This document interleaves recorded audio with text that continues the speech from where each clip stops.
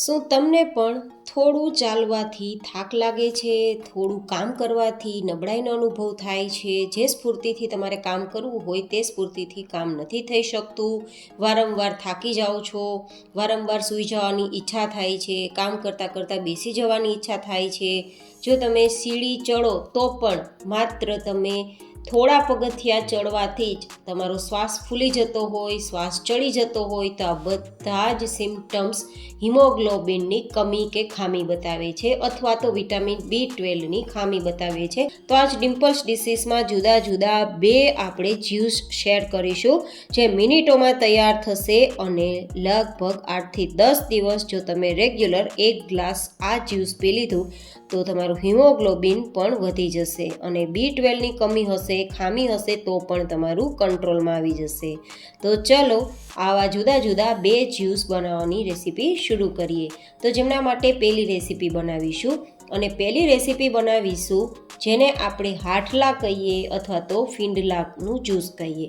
ઘણા બધા નામથી આ હાઠલા ઓળખાય છે. તમે આ જે ફળ કહી શકાય અથવા તો તમે જે આ વેરાયટી કહી શકાય તેને કયા નામથી ઓળખો છો તે મને તમારા કોમેન્ટમાં ફીડબેક જરૂર બતાવજો.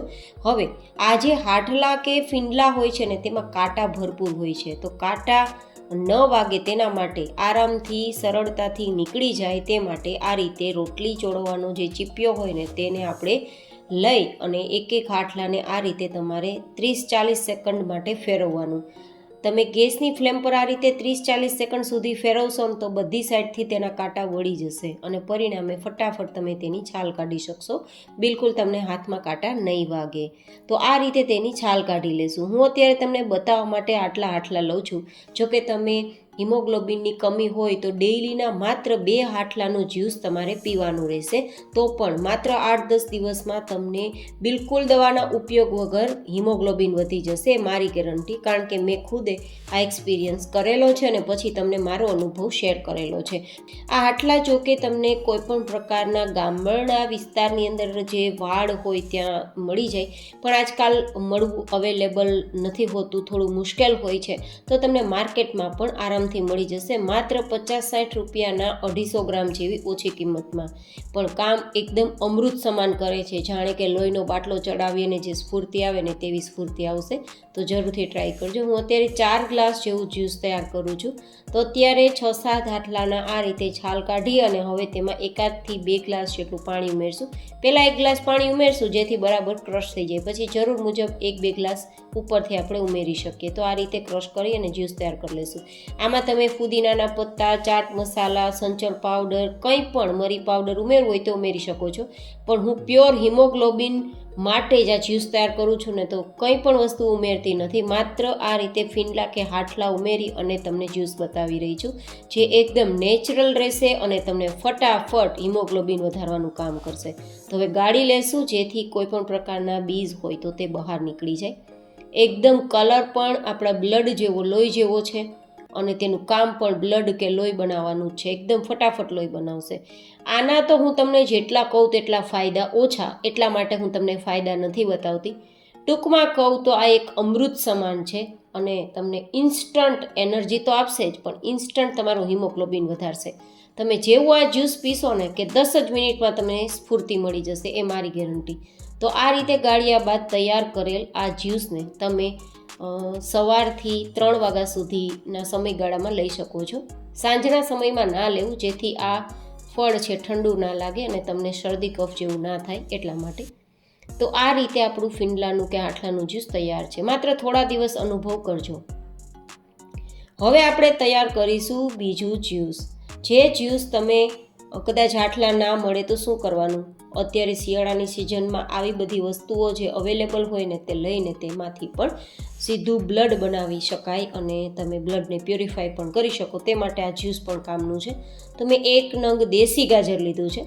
દેશી ગાજરની છાલ કાઢી અને તેના ટુકડા કરવાના. લગભગ અડધા ગાજર જેટલા છે, બહુ વધારે લેવાની જરૂર નથી.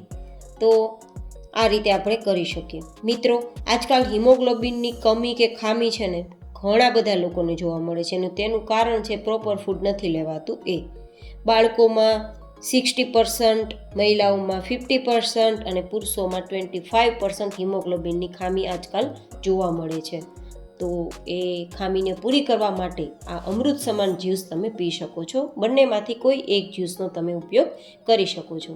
હવે તે જ રીતે મેં બીટ લીધું છે, મીડિયમ સાઇઝનું બીટ છે, તેમાંથી અડધો આપણે ટુકડો લેશું. અડધા ટુકડાને સાઈડમાં રાખી દઈશું, તેની છાલ કાઢી અને પછી તેને પણ રફલી ચોપ કરી લેશું. મિનિટોમાં તૈયાર થશે ગાઈઝ, બિના કોઈ પણ પ્રકારની ઝંઝટ આ જ્યુસ તૈયાર થાય છે.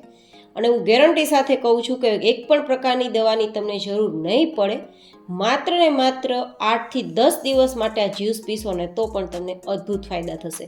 જો તમે આ રીતે વેજીટેબલ સલાડને ડેઈલી તમારા પ્રોપર ડાયટમાં કે જમતી વખતે તમે સલાડ તરીકે ખાશો ને તો 4થી 5 જ દિવસમાં હિમોગ્લોબિન વધવા લાગશે.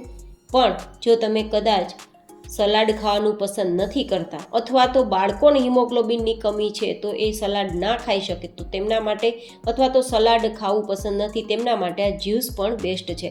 બંને ફાયદાકારક છે, પણ જ્યુસથી 8થી 10 દિવસ જેવો સમય લાગશે, જ્યારે સલાડથી માત્ર 4-5 દિવસ જેવા ઓછા સમયમાં તમને હિમોગ્લોબિન મળવા લાગશે.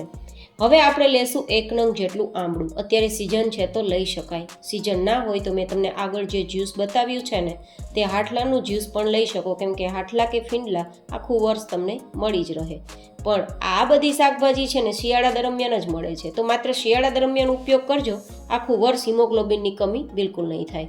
તો 1 આમળાના ટુકડા લીધા બાદ આપણે 1 ચમચી જેટલી લીલી હળદરના ટુકડા લેશું અને 1 ચમચી જેટલી સફેદ હળદરના ટુકડા, જેને આંબા હળદર તરીકે પણ ઓળખવામાં આવે છે.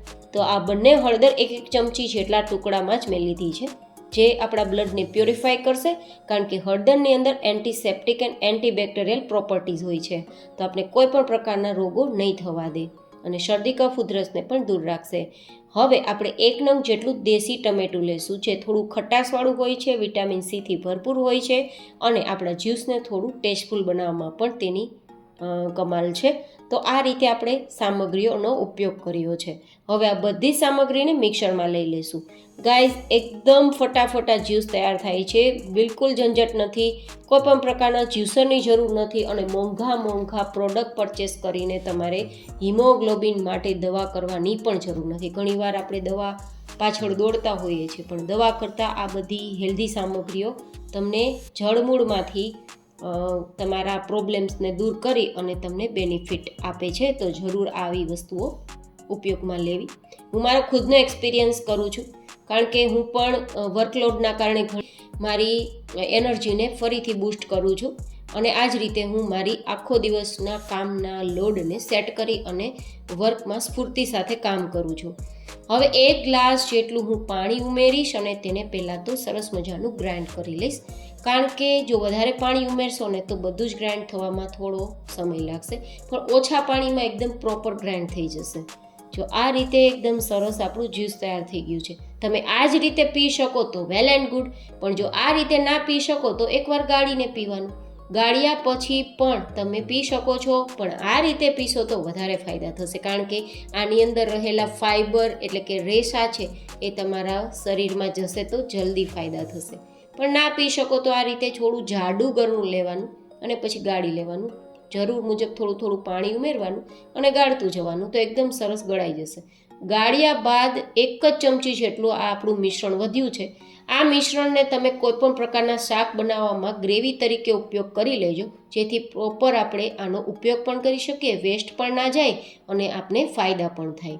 તો હવે આ તૈયાર થયેલ જે જ્યુસ છે તેમાં તમે કોઈપણ પ્રકારના મસાલા ઉમેરી શકો છો. હું અત્યારે ચાટ મસાલો ઉમેરું છું, હોય તો ઉમેરજો, નહીં તો તમે થોડો મરી પાવડર, થોડા શેકેલા જીરાનો પાવડર અને થોડો સંચર પાવડર ઉમેરીને મિક્સ કરી શકો છો.